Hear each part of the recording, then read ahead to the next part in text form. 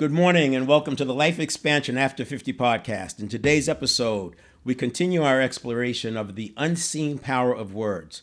Last week, I invited you to identify a belief that may be holding you back in some way, something relatively minor, so you can practice learning the process with greater ease. Before we dive in, I want to emphasize that this isn't about mental health. My aim is to empower business-minded individuals, salespeople, leaders, owners to tap into more of their own agency and their personal leadership, and through that increased agency, unlock their untapped potential. Now, this mini-series I'm doing on the unseen power of words will guide you through a unique perspective on the stimulus response cycle. Why? Because I've taken the stimulus response cycle, and instead of it being just stimulus response, I've broken it into like 8 different dimensions that we go across. And we're starting with pre-stimulus, and it goes all the way to what I was talking about earlier, where if anything still gets through and we get triggered, we have the emotional modulation to take care of it from there. Today, we'll focus on what I call the pre-stimulus stage. And there's a few things in the pre-stimulus stage: priming, beliefs, stories. And today, although it's out of scope, I'll talk about our condition, which is related to conditioning. And our topic for this episode is beliefs. Beliefs lead to stories, and stories lead to the words that we say to ourselves over and over. This is why it's said that life and death are in the power of the tongue. Getting a handle on our self-talk is an important milestone in designing that life that we'll love living. Most of our beliefs were formed before we turned 10 years old. You may have heard the saying, "You are what you were when you were 10." To understand this, think about the events and influences shaping our early years. For my generation, it might have been news headlines, while for Gen Z and Gen Alpha, it could be social media trends. This reflects the fact that much of our foundational conditioning happens between ages 0 and 7. Understanding this is important because as you work to break through perceived upper limits and elevate your life, you'll often find that resistance has roots in that early conditioning. That brings me to another key point. This podcast is centered around life expansion. By the time most people reach 30 and then on through 50 years of age, they've developed routines, living largely on autopilot, out of habit, repeating the past, living the past over and over, while at the same time yearning for a different future. Sometimes they give up on that dream. Imagine if there were a button that you could press to reset that early conditioning to better serve the life you're living now, or better yet, the life you dream of creating. That's what this work is about. The work we're doing together is that reset button. I wish I could tell you it's as fast and easy as a button, but compared to living the next half of your adult life the same as you did the last half, I think 3 to 6 months is a very nice trade-off. It becomes even more meaningful if you have a goal, dream, vision, or desire that's bigger than yourself, something that may have once felt out of reach. Now, if you're content with the status quo and prefer the comfort of the familiar, this content might not resonate as strongly. Why? Because if it's true that 95% of your life is driven by habit, then tomorrow will look a lot like today, and today like yesterday. If that brings you satisfaction, why put in the extra work? But let's consider the person determined to make the second half of their life the best half. Someone who is ready to do whatever it takes. For that person, there will be hundreds of thousands of new moments, brand new moments, unfamiliar, vastly different from the past, full of surprises and opportunities. In that case, living 95% of our life by habit won't really serve us that well. Instead, we'll need new habits, ones that help us thrive amidst volatility, uncertainty, complexity, and ambiguity, because in that space of VUCA lies access to infinite possibilities. Before I got on the podcast today, I was tagged in a post, and in this post, it talked about learning and development and whether or not we should be leaning into behavior change. And it was a very interesting topic. And it was shortly before I was coming on, and I made a quick comment, and then I said, you know what, I'll mention it here, and that's what I'm doing now. It's 𝘁𝗵𝗶𝗀𝗶, Burright, but in the comments, I'll put the link to it. Essentially, my response had to do with the fact that first we have to access our agency. I think people always have the agency. The question is whether or not we access it, right? We always have our potential, but do we access it? And in order to access that agency, I say we have to have personal leadership, right? We have to make that choice that we're going to lead our lives. And then through that choice, we can then do the things necessary to have agency. And from that point of agency, then presented with the references, we can decide whether or not we want to change our behavior, whether or not we want to change our values. And that was the specific point, I think, in the post. It was not just the beliefs, it's the values, because you start messing around with people's values and beliefs, that feels like it's crossing the line. But if they have agency and you present them with the references and they choose to make that shift or not, it's on them, and that's the way it should be. So the work I do is to give you that agency. In 7 Habits of Highly Effective People, he talked about making choice. You have to have agency to make choice. And that choice, you get a very, very short period of time to do it. Something like a quarter of a second, 250 milliseconds, if that. And if you're in a triggered state or a stressed state and there's cortisol already running through your body, if you allow your reaction to become your response, then you're already cooked before you start. The point that I would like to make relative to values and beliefs is that in this work, I always start with purpose. And I'll talk about it a little bit here, but one of the things I plan to talk about is how we get into this space of beliefs and stories and our existing conditioning. There's like a loop. And if you look at that loop, it's like a big, big pot of spaghetti that you're cooking, for a large number of people. And I tell you that there's one of those strands of spaghetti is actually artificial, but it looks the same as the other. Imagine going in and looking for it. That's kind of like what it feels like. But if you start with purpose, and you make the purpose bigger than yourself, and you accept the fact that you will do the inner work necessary to meet that purpose, then it takes that whole pot of spaghetti and makes it irrelevant, because we're starting from post that. That's why I won't work with anybody for free, because obviously it's very convenient, but I don't have the right to push against their resistance, because their resistance is coming from a place of survival, and it could be existential level, and we don't know what else is connected to it. But when they pay, that is my ticket to say they want this badly enough, and then it gives me the right to push through their inner resistance. Now, of course, they can always back out. They can always decide, I've had enough. But people will go through some pain. I mean, people cry, people freak out, people get mad and yell and scream, and then they send you a text, I'm really sorry, but because they're going through the cognitive dissonance that exists between the line that's above us that we can see.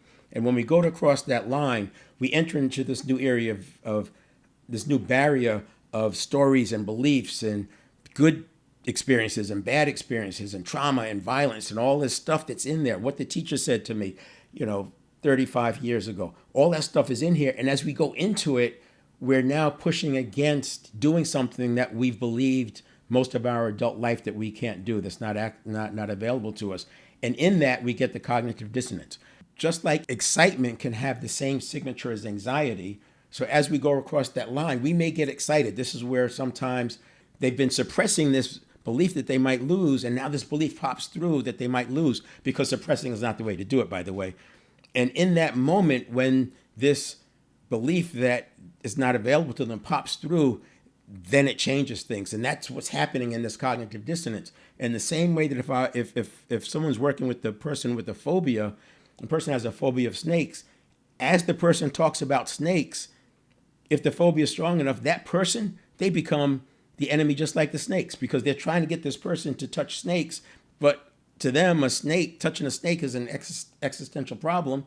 And I'm trying to get them to touch the snake. So that's why you have to do different techniques to take the subconscious out of play. And that's a big part of it. We're going to talk about that subconscious in a bit today, because it's an important point.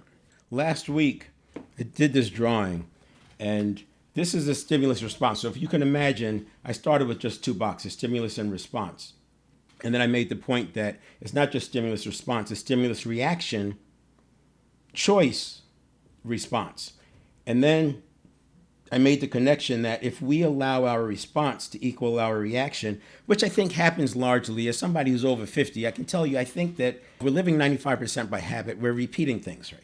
And then because the habit, it fires over and over. And if you know anything about myelin and neurons, you know that with deep practice or intensity or duration or enough repetition, you get myelin wrapped around the neurons, and the neurons fire faster with more strength, precision, and accuracy. And then what happens is that they can bundle into what's called meta programs. So if you have a set of things that fire over and over, and this is why you connect. In James Clear, Atomic Habits, he talks about connecting the things you want to do with things that you're already doing, because there's a sort of a meta program kind of a view, but you're attaching it to something else that's very strong, very persistent, and it's going to be around for a while because it's become a meta program.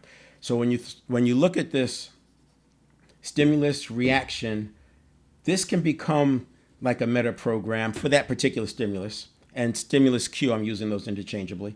And then you have choice, and then you have response. So if you make all this one thing, which can happen, in other words, my reaction, if I'm stressed, can be, like I said, a little over a tenth of a second, 150 milliseconds. If I'm stressed, that's what happens. If I let that equal my response, because my conscious mind hasn't even come online yet to bring in that logic and that experience and that wisdom, and now I'm deciding, I'm speaking, I'm potentially withdrawing, fight, flight, freeze, or faint. I'm maybe choosing to delay it. Maybe I'm just throwing up my hands and skipping it altogether. The challenge with this is not the end of the world if you recognize that your habits are not yourself. Now, you've heard this before. You are not your behaviors. But your behaviors are your personality. So it's like, yeah, but, I don't really get that. If my behaviors are my personality, and my personality is who I am, then how can you say I'm not my behaviors? I can say it like this. Your behaviors are from your habits. That's the 95%. If I'm talking to a person and they say they want to stop smoking cigarettes, but then on the other hand, they keep smoking cigarettes, I cannot look at both of those entities as the same level. The one that says, I want to stop, and I can connect it to they've connected it to their purpose. They're paying to have the work done, whatever. I don't do that kind of work. But if they're paying to have that work done, then I can knowingly say that the person saying, I want to stop, is them. That's who they really are. The entity that's making them smoke is a set of habit patterns. And that entity is a physiological thing. It's a thing. It's not a being. The being is who's saying, I don't want to smoke. The thing is this network of neurons, the synapses, the neurotransmitters, dopamine and serotonin, this chemical cocktail that's working to get them to smoke cigarettes. So once we can separate it, now we can have a conversation. So what that has to do with this is, if you believe that your subconscious stimulus reaction, if you believe that that's your being, that's who you are, then you will double down on these things that it caused you to say or decide or do. You can experience this. You might remember this, where you're faced with something, you blurt out an answer, and then people ask you to justify the answer, and you do. You justify it, and then you fight over it. You double down on it, and then you write pieces about it because you are so committed. Cognitive bias kicked in, right? Consistency and commitment bias, and confirmation bias. It's already told you, and now you think it's you, so you're thinking, my subconscious has kept me alive. It must know what it's talking about. This is what it made me say. Now I have to figure out what that means. And, they say, well, yeah, everything happens for a reason. So you back into what it means. But if I could get that person to pause and say, wait a minute, that's not me. I didn't mean to say that. And you can do that. You can literally say to yourself, cancel. I cancel that. And then restate what you really mean. And this will save you so much trouble in life, because who wants to spend their life defending something that came out of conditioning that happened 40 years ago? So that's why I say you are not your behaviors. Your behaviors may form your personality, but as you become a different being, your behaviors will change and your personality will then change. It's very, very hard to try to change it the other way, obviously. So this is what we talked about last week. No longer will we have the stimulus reaction equal the response. The stimulus reaction is a thing, and then there's a choice between here. So this is about a quarter of a second. This, you get about another quarter of a second, and then you have your response. Now, I talked about meta-programs. The meta-programs happen in here. But the other thing that happens in here is cognitive biases, and the cognitive biases are heuristic, and it's to speed things up for stuff that happens all the time. The thing that got my attention first with cognitive biases was Influence by Dr. Robert Cialdini. And then I started leaning into it because I saw how pervasive they were. The one that I see and I think is very easy to understand because it shows up in marketing, advertising, it shows up in, that's why we have conspiracy theories. Confirmation bias. Confirmation bias says that once we see something or believe something, that we will make other things fit that narrative. We'll automatically believe them if we believe it strongly enough. Okay, yeah, I get that. But watch this. Studies show, and they did this with research, if you are introduced with new information and for some reason you believe it's undeniably true, and I present you with 3 pieces of information from a particular source, and you believe that those pieces of information are undeniably true, then you'll automatically believe the 4th one. Now, this is research, cognitive bias, so there's going to be exceptions. You'll automatically believe the 4th thing from them, but the worst part is that it will take 11 iterations of counter facts or counter information for you to start doubting that source. And as long as the source every once in a while throws in some more undeniably true information, you could be locked in forever. It's kind of like that duck in psychology classes that would peck on this button, and when pecking on the button, it would give the duck food, and then if they stopped giving it food, the duck eventually stopped pecking on the button. But if the researchers went random and gave it food sometimes and didn't give it food other times, the duck would click that thing for the rest of its life.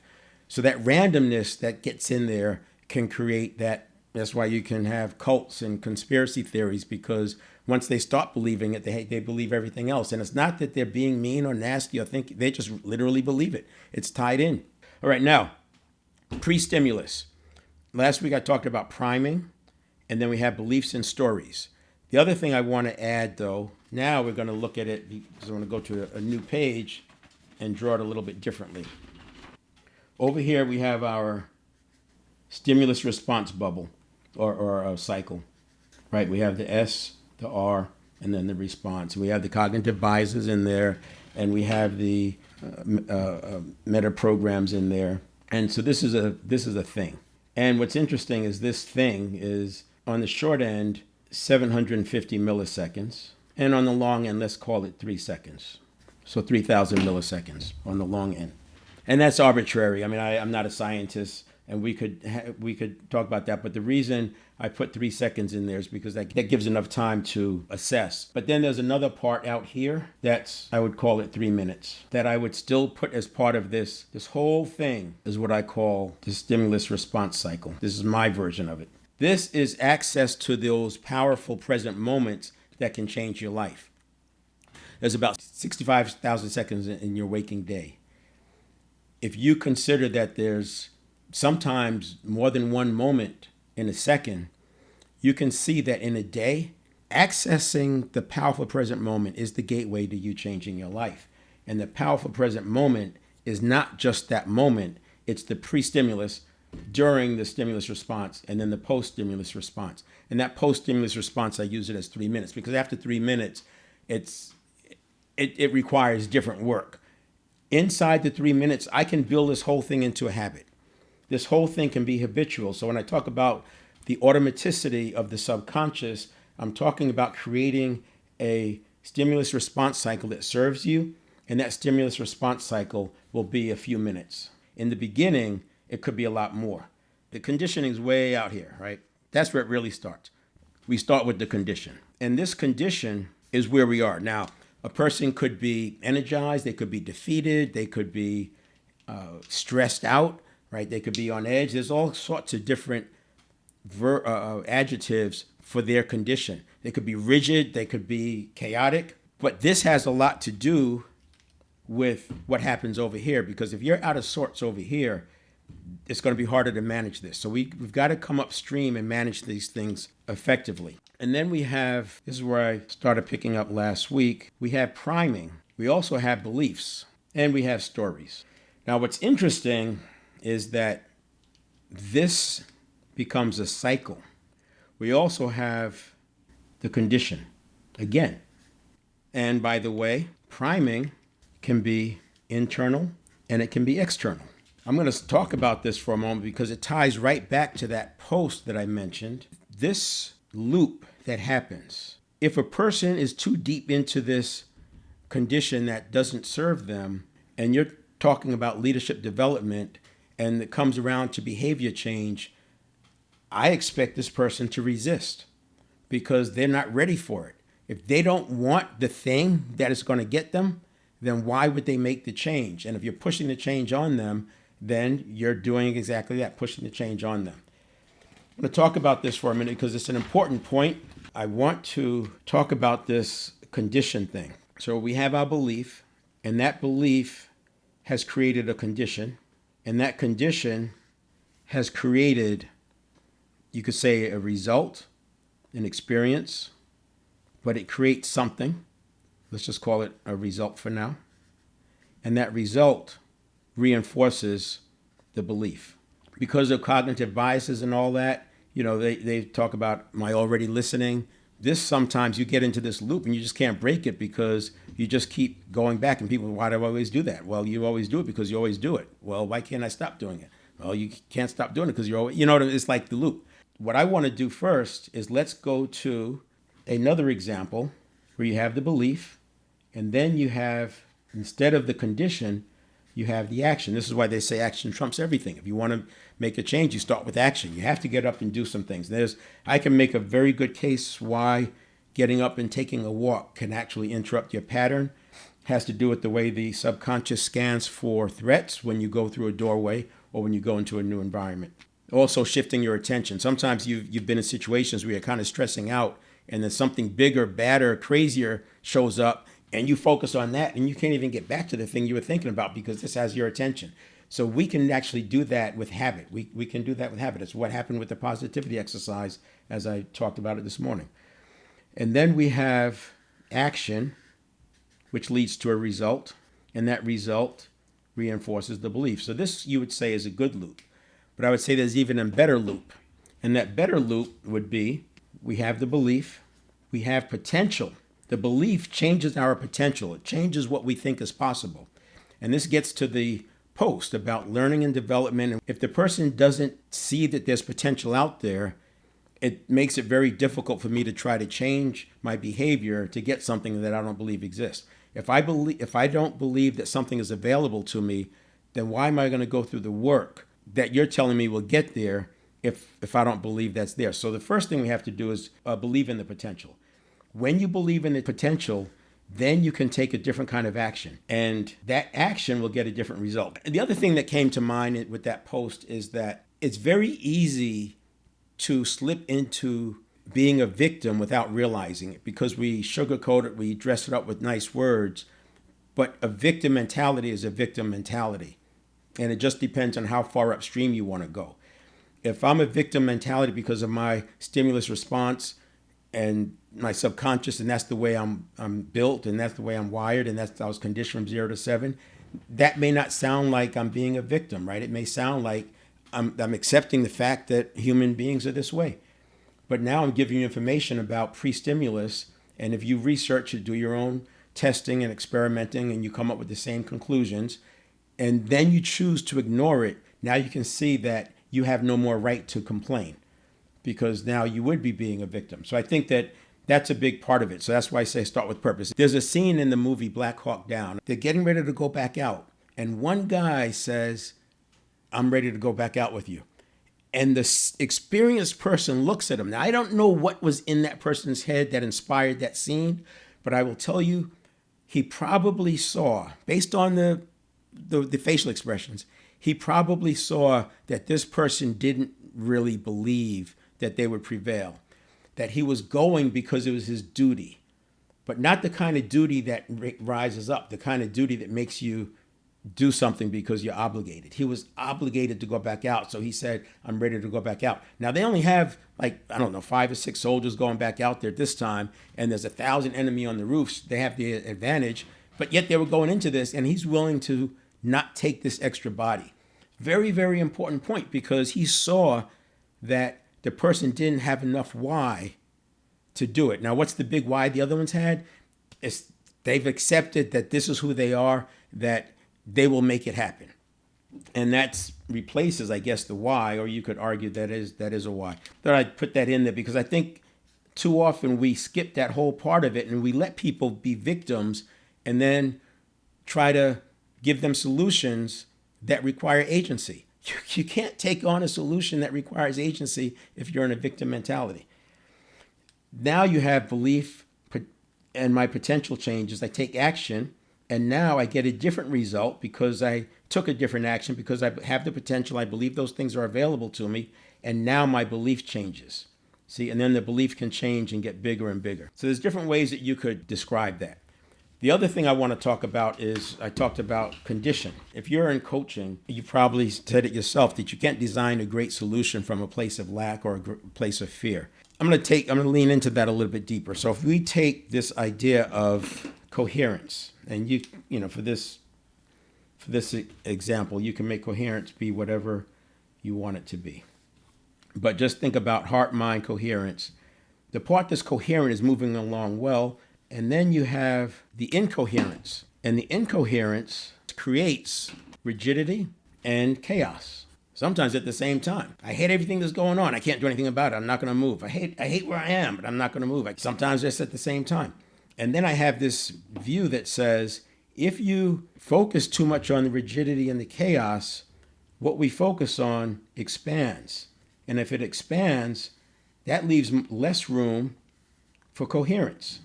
And so now you have very little coherence and you have a lot of incoherence. And this is what I'm using this as an example to say condition. So it's not technically, you're not going to see this in a medical book or anything. It's not technically accurate. But when I'm in the context of this stimulus response cycle, I would say that's the condition I'm talking about. And that's why we have this loop.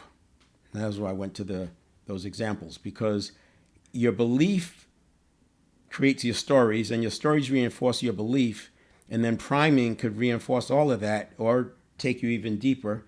And you have external priming and internal priming, and then that creates the condition. And in order to break out of the condition, you have to take some action. My best client is the person who's tried everything. They've tried everything, they've just given up. Because I'll use those words with them when things get stuck, because the inner work is hard. It's not hard, physically hard or difficult. It's just scary because it's the unknown, and the subconscious looks at the unknown as a Serengeti tiger. So it's like every day you're like having to face this tiger, and you get tired. You get tired of facing this tiger, even though every day when you reach out to touch the tiger, it dissolves. Soon you stop reaching out to touch it because you just are aware of it, and you become aware and it dissolves. And then eventually you get to the point where you just ignore it, and then you just notice it's just a data point. The Serengeti tigers are just data points. So that's what happens in this loop. And this is not a shameless plug. It is a shameless plug, but it's not meant to be that. That's why when the client pays for the coaching, they're already probably halfway there. Now they need the tools and the resources. But that is the action that shifts this whole thing towards the condition being better. The thing I should say about the internal and external priming is that if you accept quantum physics view of the world as opposed to Newtonian physics, everything is atoms. And the same way we are, that's sort of how our cells are. So if you work in an organization, the internal environment of the organization is your external environment. And we respond to our external environment. Put you into a Cold climate, you acclimate, right? Put you into high altitude, you acclimate. We respond to our external environment. It makes sense when people talk about it in the physical. They don't realize it happens at the minute level in energy as well. Take it a step further. Our internal environment, which could be toxic because of the stress, because of the kind of foods we eat, lack of sleep, whatever, our internal environment is the external environment of our cells. The cells are supposed to be going after nutrients. That's what's keeping us alive, right? And thriving. So let's say the external environment becomes so toxic. What happens to the people in that organization? Right? Their performance goes down. They start to check out. They don't have the resistance. They get sick, all these things. What happens if your internal environment is toxic? The cells shut down.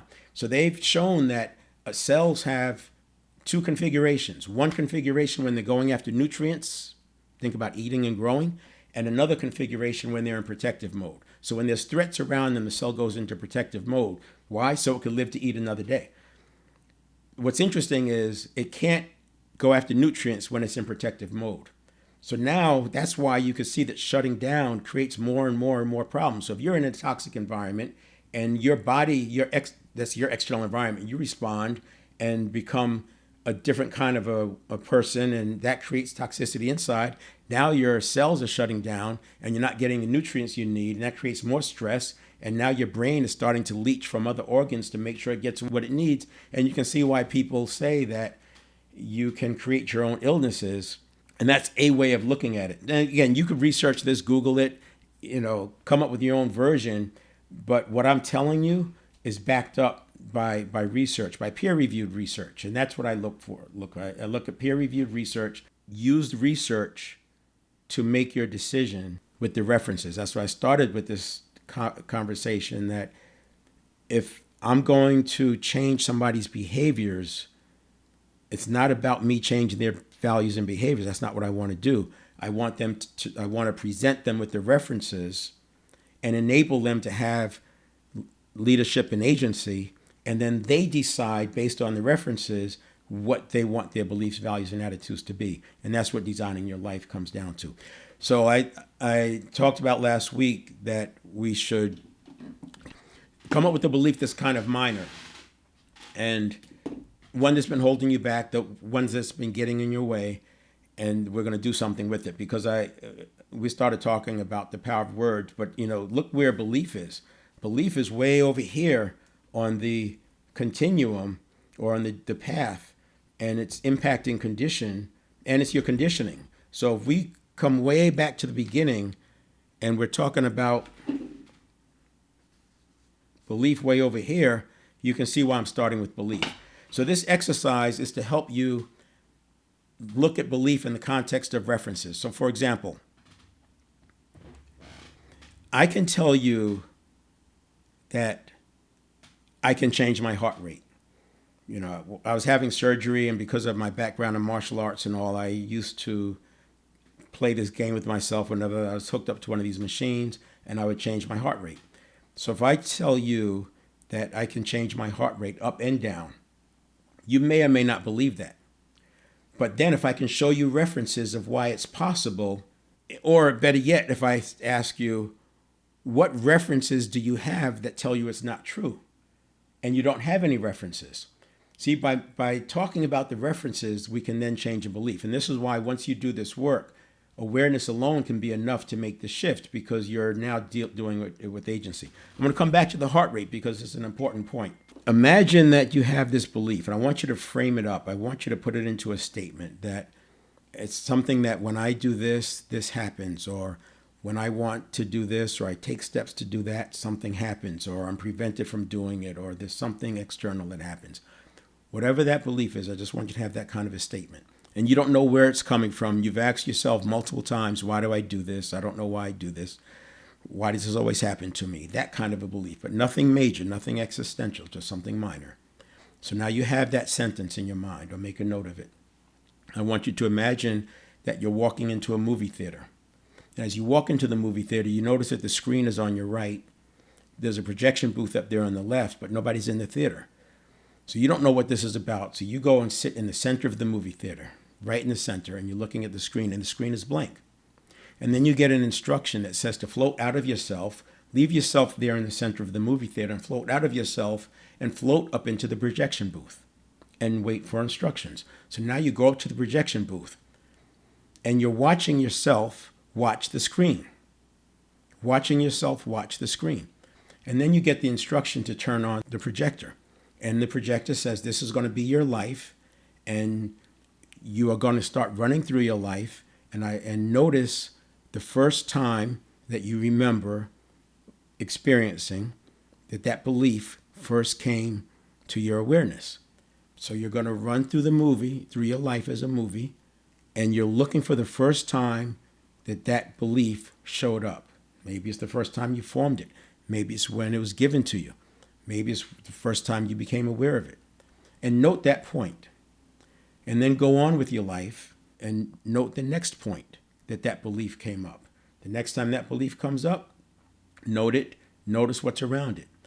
Now stop the film from the projection booth. Remember, you're watching yourself watch yourself.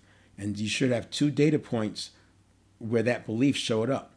Turn off the projector and come back down to yourself. Now you can leave all that there because you can come back to this theater anytime you want to look at things from your past life. And I want you to answer the questions for yourself. What was around you at that time? Who was there? What was the source of that belief? Who were the collaborators? Who were the corroborators? What were the other things that were around you telling you that this belief was true? So for example, for me believing I could change my heart rate, my references, the things that were around me, were other martial artists who were telling me. It was actually seeing people with instruments measuring their heart rate while people were meditating, and I could see them slow their heart rate down into the 40s and then speed it up into the 80s. So I had a belief that did it, and so I was able to act on that belief, and it gets back to I had the belief that the potential was there, and then you could do the actions, and then you get the result, and then you can keep doing that loop. So I want you to notice what was around you. Now that source, the information, the corroborators and collaborators, those become references.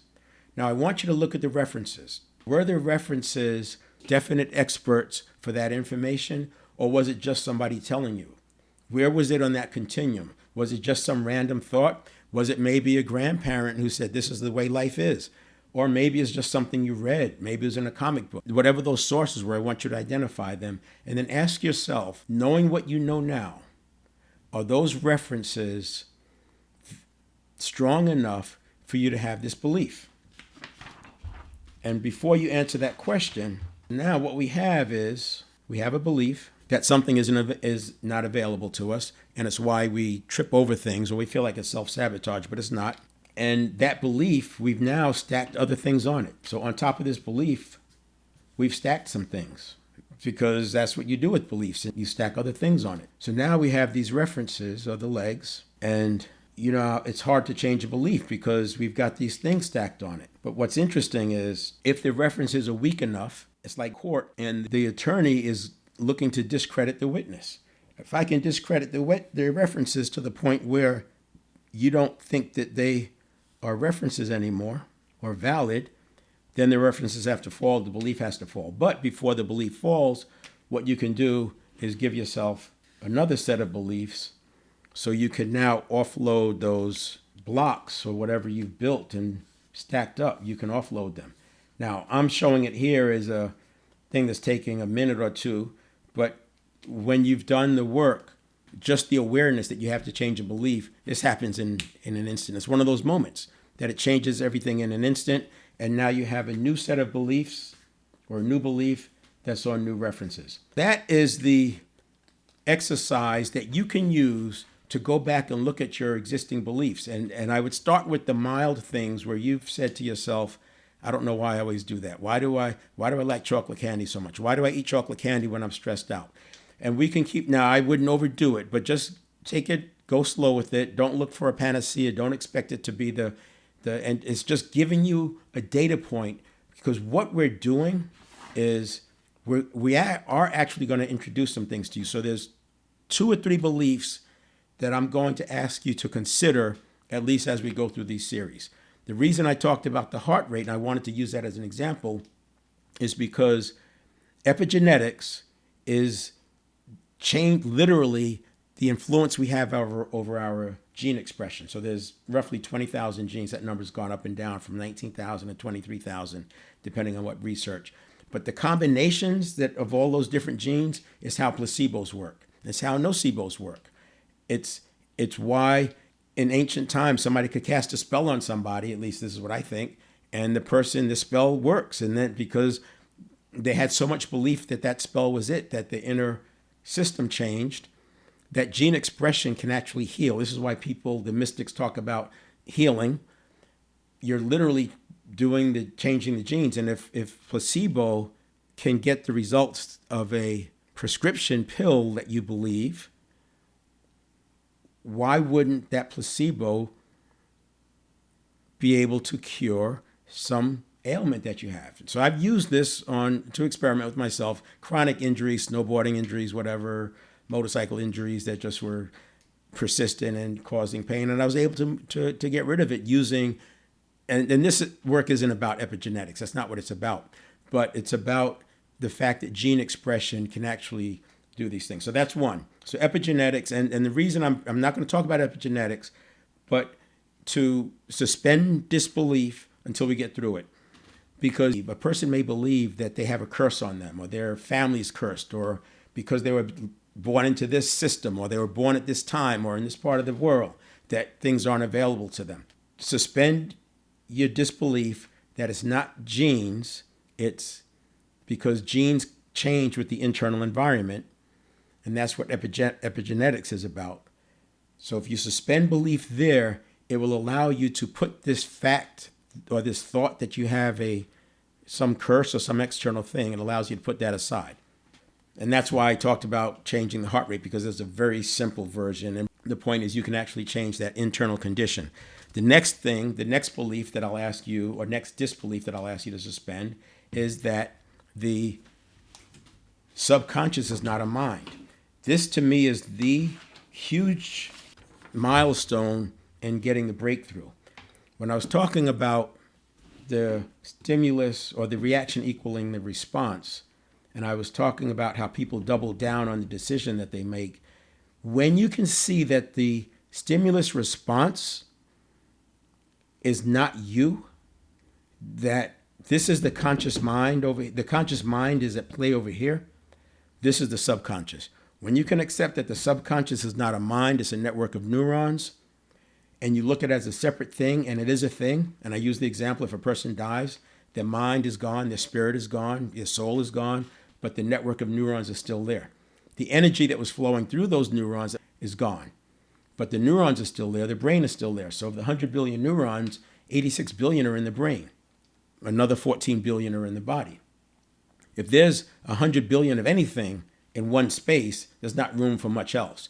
So I literally will start most of my assessments with what's going on with the neurons, because it's that clear cut once you see it. So I want you to suspend disbelief, because if you want to see the subconscious as a mind, then a lot of the other things I talk about won't be plausible, because you're looking at the subconscious as a mind. I don't give it that much credit. You'll hear, if you watch all my content, I never call it a mind. It's the subconscious. So the subconscious is, by definition, sub is below. Conscious mind is here, and then we have the higher self. What we did today, that was all about you getting access to your beliefs. But remember, this is about agency. It's not about you adopting a belief that somebody wants you to have. It's about getting the agency so you can make those decisions. And I would say start with purpose. So start with purpose, and then take action to make sure that that purpose is meaningful enough to you. Make it bigger than yourself. Coaches speed things up. Coaches give you insights. Coaches can give you the perspectives that you may not be seeing. So I'm going to leave it there. It will be in my live events. Last week's is in my live events, and you can watch that one to get the piece about setting up the belief thing and the stimulus response.